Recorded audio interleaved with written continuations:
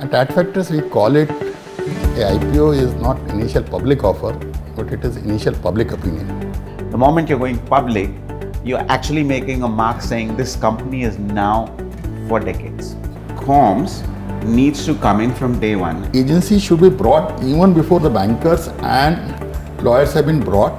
The public should be really well informed and educated about what your company stands for, who runs it. It asks it to be shared with it in the form of a very detailed document, which is called Draft Red Herring Prospectus, Right. or DRHP. No, I would imagine that for this document, the PR agency and comms should be closely involved. Not should be involved, must be involved. For growth and risk of the company, promoters' wealth is not the only important thing. Right. They can Right. always go and raise further money in the market Right. if it requires. If you are offering services of the world, the companies going public in those are fairly interesting. Anyone who is making for the world. That's us, making India for the world.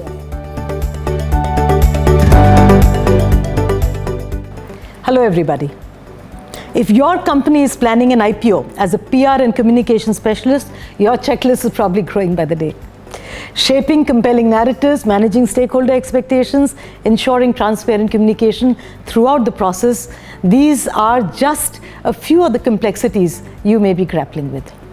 One PR agency that you may have considered for IPO-related support is Adfactors, given their huge experience in this area. So I thought, why not have Arun Ohri, who leads the capital market and transactions vertical at Adfactors, join us to share his insights on handling PR for IPOs. Arun Ohri is a director at the agency and has close to 4 decades experience, of which he spent half at Adfactors. And he's an expert in financial marketing. He has successfully managed fundraise and public listing for a large number of companies. Thank you, Arun, for joining me today. Oh, happy to be here. Also joining is Nitin Thakur, who is currently the Global Head of Strategic Alliances and Communications at OYO. He's been deeply involved in the preparation for a much anticipated and awaited IPO, worked in listed companies, in PR agencies and corporates like Max and Microsoft India. Welcome, Nitin. Thank you for inviting me. It's a wonderful place, and I'm sure we'll have a wonderful conversation. So with that, let's start. And before we get on to the discussion, Arun, how many IPOs have you handled till now? Yeah, I lost the count. But if I were to take it, a guess, because I started IPO, or what mutual fund call is NFOs, way back in 86. So must be 700, 800. That is really modest indeed. 700, 800, that's a lot. That started 86. Okay. So we have huge experience sitting over here. So let's start with the first question with you. What do you think really matters when it comes to PR and comms in an IPO? At Adfactors, we call it a IPO is not initial public offer, but it is initial public opinion. Okay. Yeah, I'll take it step back and say that if you were to take IPO as an initial public opinion, what would you like to tell public? You are meeting some new stakeholder for first time in life. What do you like to tell?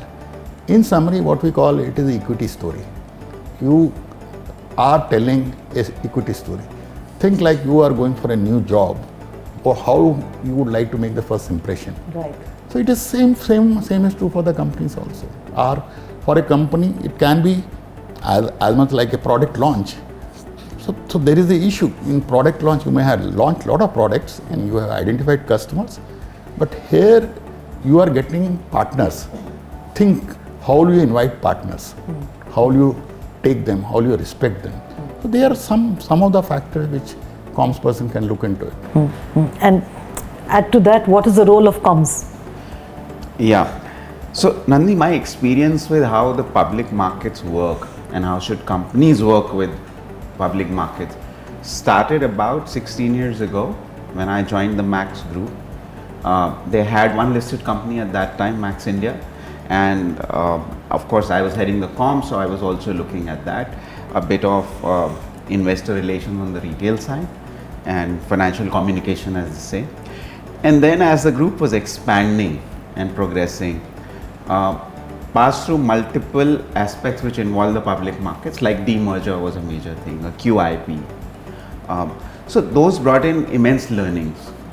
And then, of course, when I joined OYO, within about 2-3 months of my joining, that was about 3 years ago, the company started thinking first of whether it is the right time to list or not, and where should we list, whether it should be in India or it should be in US, for instance. Now, from all these times, I think one of the biggest learnings has been two things, right? One is preparation, the other is practice as a communication person. So let's talk about the first. The moment you hear from your founder or the senior management that you're thinking of going public, you should sit down and explain to them that comms needs to come in from day one and right. why. Right. Now, they may take it as someone who's just feeling too self-important and wants to know. There's a feeling of FOMO, no. So, to prepare why, you need to go through what's called publicity guidelines. They're widely available on the net. In India, for instance, the stock market regulator has these SEBI guidelines, and then there are guidelines, similar guidelines, for instance, for US, etc. For each, there are some common element and there are some things which change. When you read that, you realize one of the most important aspects that it has multiple things and you need to ace it, is what's called normal course of business. Right? So when you're actually in the run-up of IPO, you file your application, etc., you will be very constrained by these guidelines on what you can say or what you can't say. One element of what you can say, you should be able to prove that you are already doing this in your normal course of business, this kind of announcement, positioning, messages, etc. Right? So, which is why you need to think ahead, perhaps at least a year, right? And start thinking, what's the kind of communication I would definitely need to do that time to strengthen investor interest, and therefore I should start making similar announcement. Right. So there is a pattern and I'm allowed to do that. Right. Arun, have you seen companies giving this kind of a timeline, 1 year's timeline to? Oh, I wish. So they are very limited companies. So the good part is the new age companies and the new age tech companies or new age health companies or whatever it is, because they have been raising private equity. So some bit of thinking is there. Yeah. Because they have to do what is the elevator pitch in 30 seconds, impress a VC. Yeah. So they have learned the art at least of the messaging. Yeah. So the good part is many a time, when we come, we get aghast in the sense of there's no messaging. And okay, so whatever is there, we have to start from there. So he's right, they don't get that much time. I think one of the first steps, formal steps in the run-up to an IPO is hiring your bankers and your lawyers. Right? They call lead manager, the main one is called book running lead manager. I think the agency the PR agency is an equally important part and actually should be brought in just around the same time. Unfortunately, it doesn't get done in India. Agencies also come in later? I mean, when the promoter decided? Yes, they come in much later. Typically, sometimes I'm sure Arun will tell you, they come in actually very late, But, well, I think for a lot of companies also, they're doing it for the first time. Though the bankers and lawyers may advise them to bring them on earlier, but there's so much happening that sometimes it gets deprioritized. I also wanted to add the portion I started saying. One was, as I said, preparation. The other was practice. The practice part is also starting to behave like a public company. And actually do it rather than just think about it. And including the comms function. So for instance, though you're not mandated to come out with the quarterly results with detailed disclosures, I think a company should do at least 2 to 3 quarters of such disclosures, even while it's private. And that's really good match practice.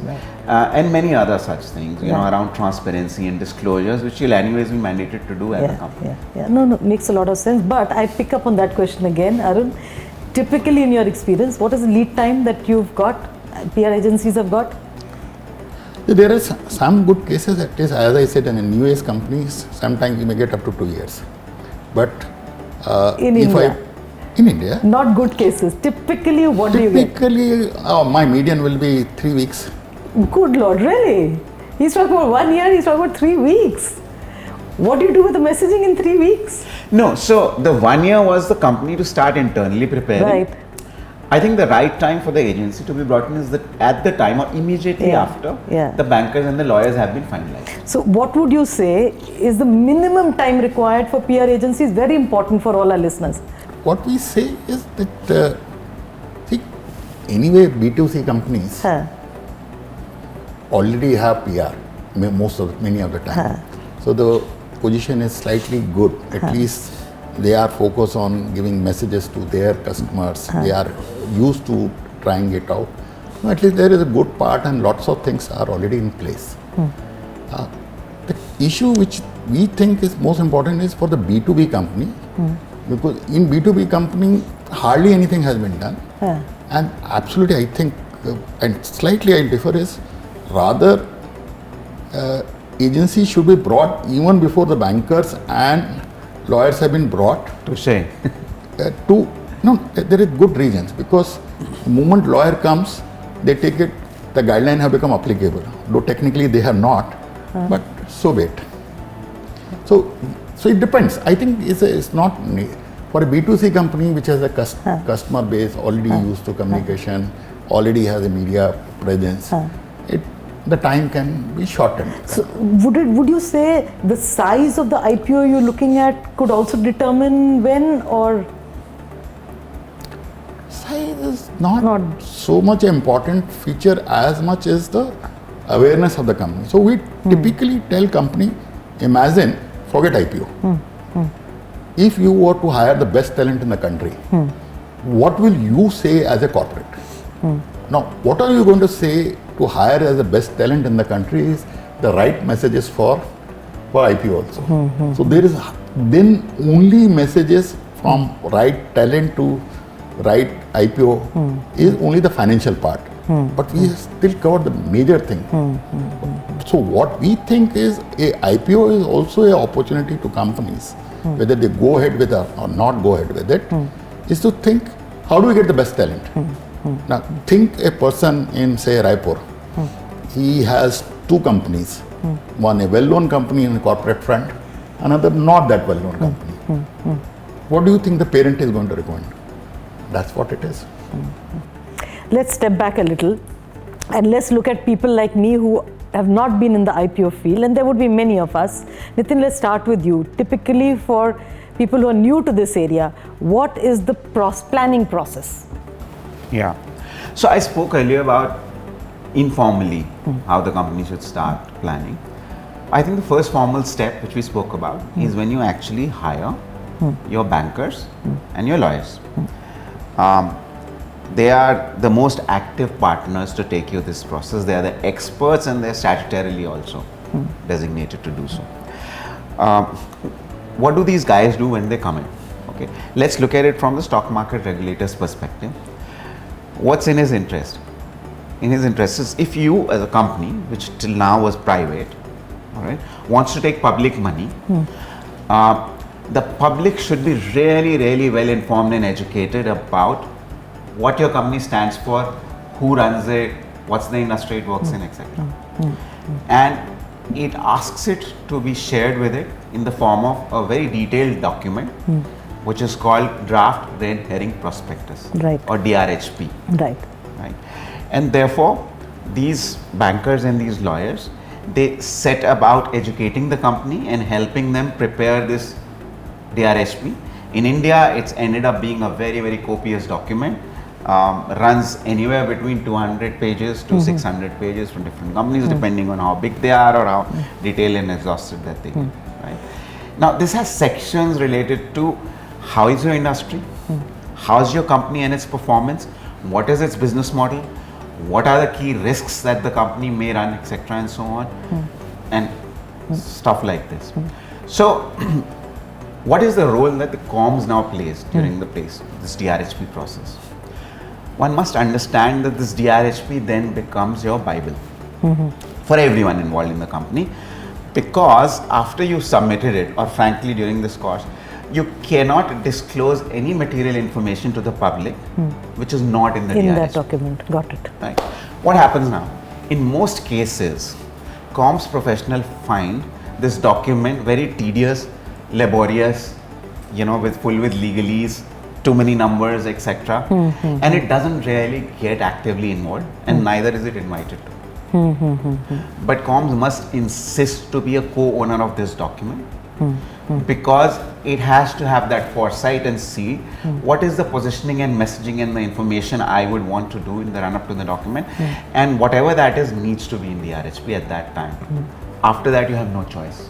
And I've seen so many companies regret saying, oh, but this is a very important portion in the positioning point of view, we should have had it there. And to probably also simplify the language so that investors can better appreciate? Yes, maybe more visuals, they're not mandated, but graphs, charts, this, that, to make it easier for comprehension, etc. and so on, And then fast forward, you prepare this and then you file the DRHP. There's a silent period that started. The first thing that will happen the moment you file it to SEBI, they'll put it on their website, they'll make it public, all right? And there will be a whole lot of coverage by both conventional, mainstream and digital media on your DRHP.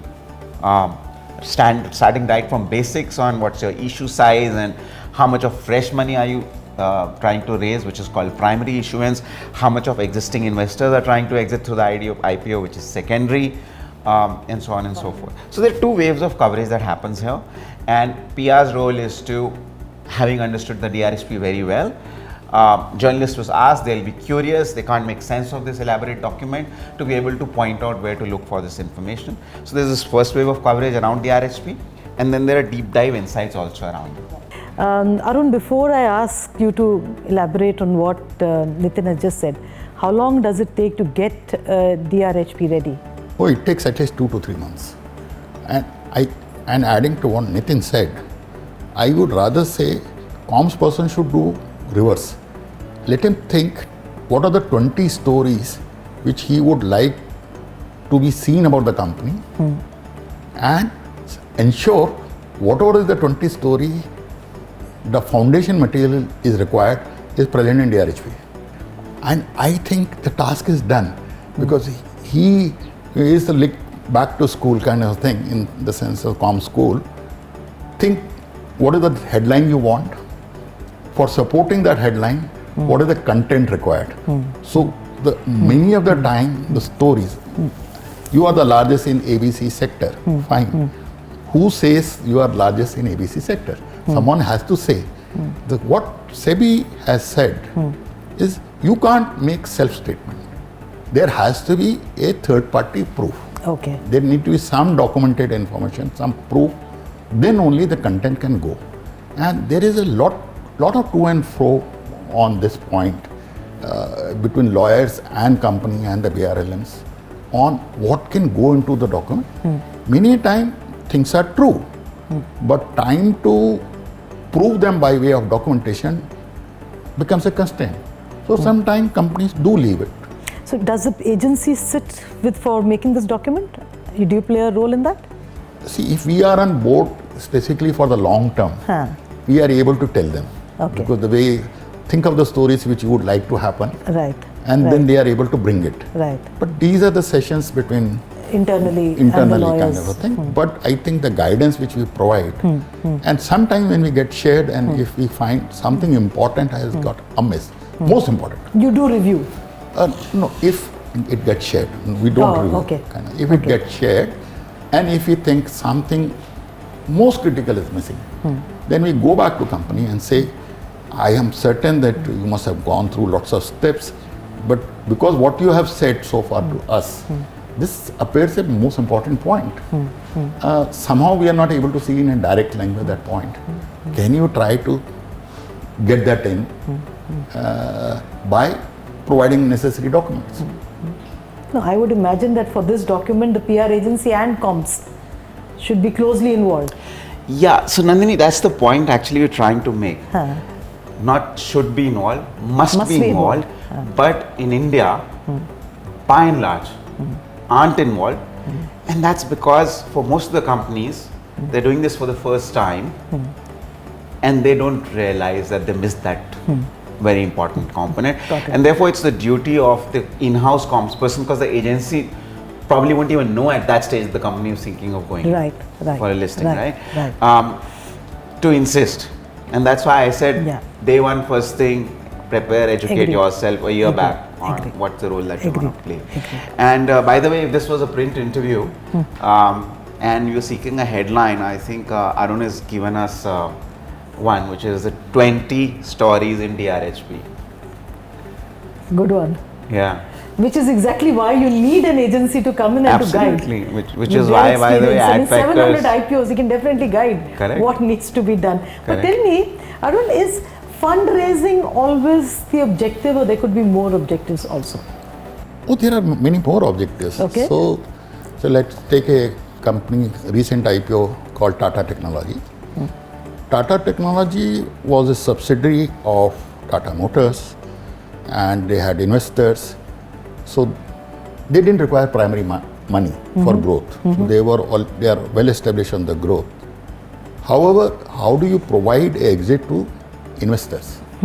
So listing becomes a compulsory for that. And for many companies, especially in the new age, when you are giving ESOPs to your employees, the ESOPs do not generate a value till company is listed. So ultimately, when you want to pay ESOPs, by way of ESOPs, you want to involve employees, there need to be a path, 3 to 4 years or whatever is the stage of the company is, that there is a listing plan. I think the ESOPs are I can't think of a company, who is planning ESOP is not planning listing. Got it.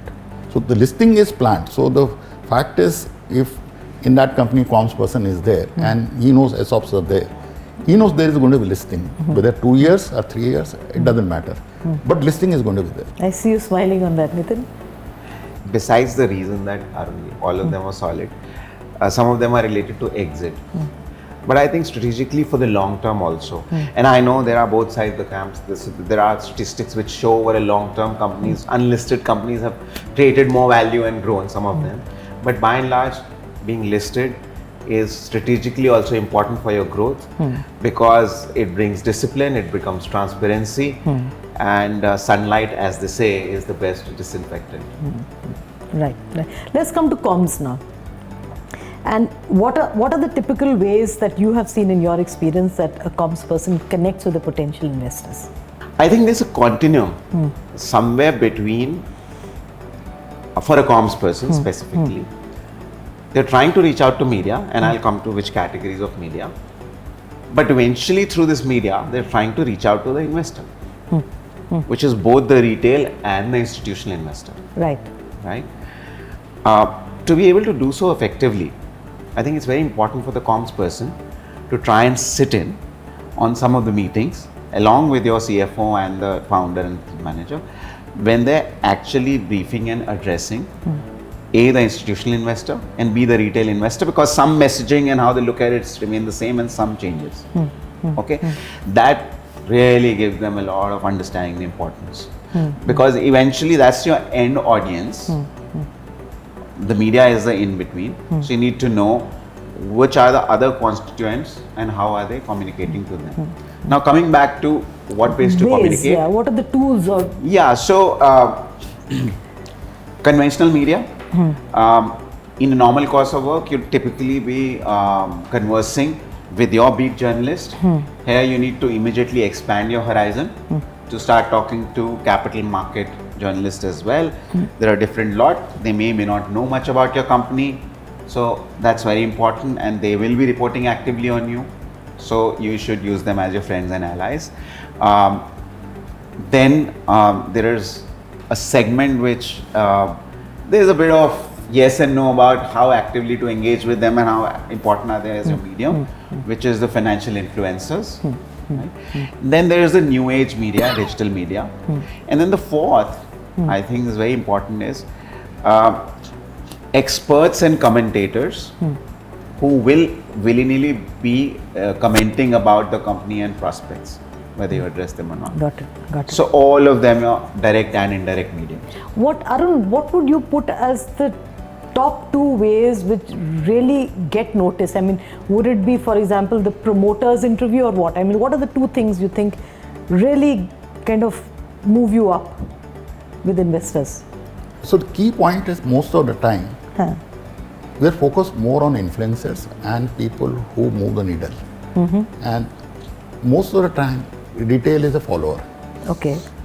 So because they are a followers, so they are looking for someone to help them guide. The time from DRHP to actual launch, we utilize more to update those information. What we have found is business magazine stories about the journey of the company so far, a fairly useful tool. Okay. Because if something like this can be prior to even filing DRHP, because people require some base. So a person who gets curious, oh, so and so company has filed DRHP, let me find about it. And what matter you can give to him is the key issue. And what we are saying is it is not necessarily the financial matters alone, but your technical moat, why you are unique. How do you do things differently? Ultimately, we have seen even in the new age companies, there are different segmentation, the way they think. For addressing similar markets, they think differently. So what is your unique way? Got it. Those becomes an important point. So I would not go on methods, but how do you bring the content out The narrative. at a macro level? Who we are. So that's the key issue. Why we should A be wider trusted. net actually to Wider get it net out. is the So most- messaging trumps medium, basically. That's what I That's do. the second headline. That's the second. This one I gave. Absolutely, I concur. I'll copy it. But tell me the post-IPO, the role of comms and PR. So, role of comm is fairly simple because when the company gets listed, it signs a agreement with stock exchange where it says all material information will be provided to stock exchange before it gets provided to anyone else. Okay. Now the fact is, you may have 10,000 shareholder or you may have 50 lakh shareholders. So obviously it is going to matter how do you reach out to them and how do you tell. And there are many occasions which companies can utilize on how they are changing the gears. So as a continuum, so like the people don't get surprises. Like if business is stalling for whatever external Right, environment. right. So there is a sense, there is a discussion. More important is how do we see future? This is another point.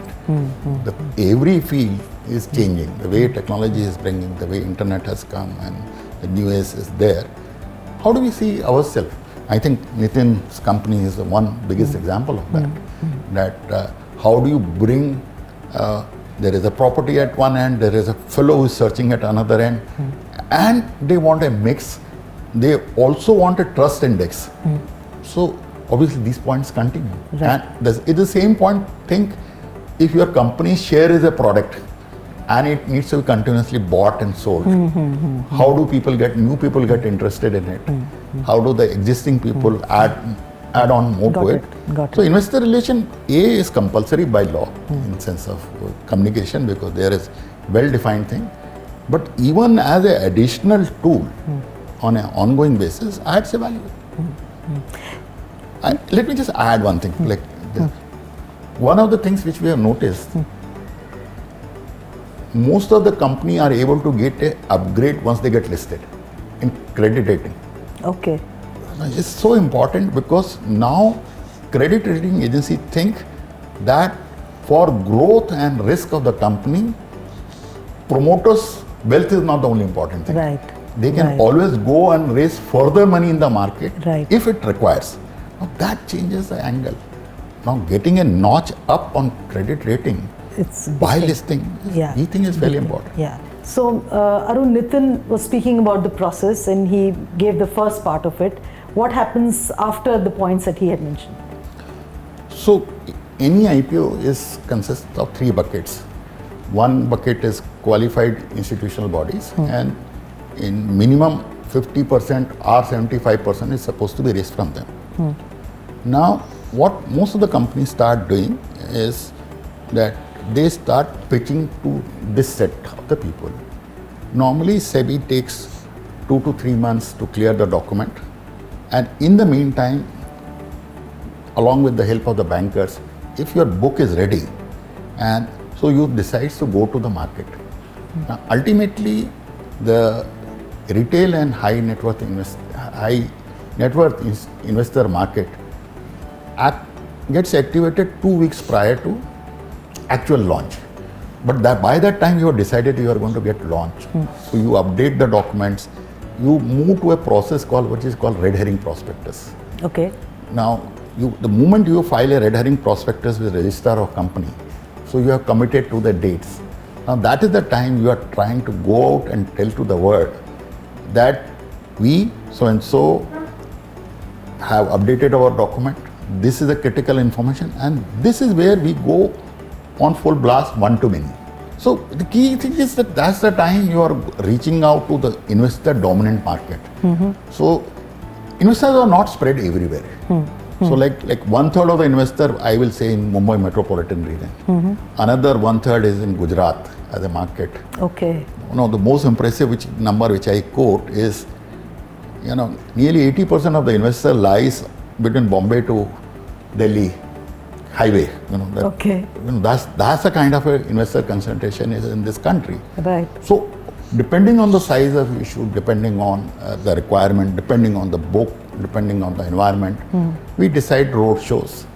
And this is the time when you are trying to tell, and this is the time you also use advertising as a tool to tell to the world. What is the IPO? Is actually a sale. You are selling X number of share at certain price, which is fixed. Why do many people come? They find it very attractive because they don't have to break their head. If some institution is buying shares worth 50 crore at price X, I want to buy 15,000. Can I buy? I'm not doing too much due diligence. So that comfort of a sale, what happens in a sale? Everyone gets same price. So it doesn't matter whether you are buying 10 crore worth of shares or you are buying 15,000 worth of shares. That gives comfort to the people, and that comfort means a sale need to be told to everyone. There is a sale. What is the start date? What is the end date? When it is going to get listed? Right. What is the price Right. band? And obviously the highlight of the company. What is Right. the most attractive point? Right. This is the time when other influencers, like financial influencers, they start getting active, and in all over media for a week, the company becomes a product. What is the role of financial influencers? So the role of the financial influencer is to summarize what Nitin talked about, 500, 600 pages document, and a chat like the way we are talking in 5 to 10 minutes in a summary. Okay. Okay. So-and-so company give a comparison. Got it. Got it. And a personal opinion, or what do they think about the company. So that's a key factor. They might also comment on sector. Most of the interesting thing why I love my job is I have done at least 80, 90 IPOs which are first in the sector. First time such a company has come public. Like if Nitin company were to get listed, this will be the first time in India a company will be offering a kind of a services focused on a sector. I'll tie it to two trends, but first the thing is that the role has been in a bit of a controversy.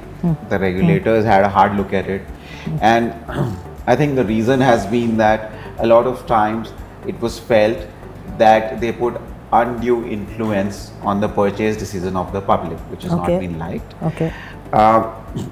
See, the larger trend that we have to see is the media consumption habits. We all as communicators know it. We know that consumption on social media is big. That's where most of these influencers talk. Video is very big, so content consumption through video trumps a lot of time through print. And that's what a lot of these influencers are doing. They are simplifying and bringing to life the story and the understanding and the financials of a customer, mostly in a video format. for people to take information. So I think they play a very, very important role. What are the problems or the gaps sometimes? Because this is a set of both organized, disparate set of people. Companies don't know who all to reach out to all the time, except of course for the big 5, 10 and so on. And therefore a lot of time these influencers also give out incorrect understanding of the company and its business pattern. Got it. So the task of comms is to try and reach out to the maximum number of them and educate them. And if done right, I think they play a very valuable role in correct understanding of the company. I'll add, even SEBI has come out now, realizing the power of the video. Now SEBI is asking all companies filing DRHP from 1st July to also file a audio visual covering the DRHP in 10 minutes time. Give a spectrum, wide spectrum from various sections which they have mentioned, and it will be there in English as well as Hindi to start with. That's what their thought is. And it's going to be compulsory from 1st of October. So I think even SEBI has realized the power of video. Tell me, if a professional CEO is very visible in the media, how do you, I've heard some people say that it's sometimes you have to keep them at bay. I mean, how do you manage something like this? I never found a problem. Okay. So the point is, what we take it is play people to their strength. And at least a person who is visible in media know what not to talk. No, but they don't, their passion doesn't run away with the narrative. That is where I'm coming from. So that's where agency like us exists, to help them to navigate that last bit, because that's the key. No, but it does. It's a reality. Arun's being diplomatic about it. And he can't criticize any client, so as to say. I think the right balance is, and we spoke about this earlier, if the company that is coming in has someone who's a very active founder still, and in most cases that is the case, people definitely want to know, who is the person running this company. It just gives them a lot more confidence and comfort. At the same time, people also want to know, now that you're going to get listed, can you run professionally? Therefore, the professionals running also should be visible and should be speaking out. And like in most things in life, the right balance is the most important.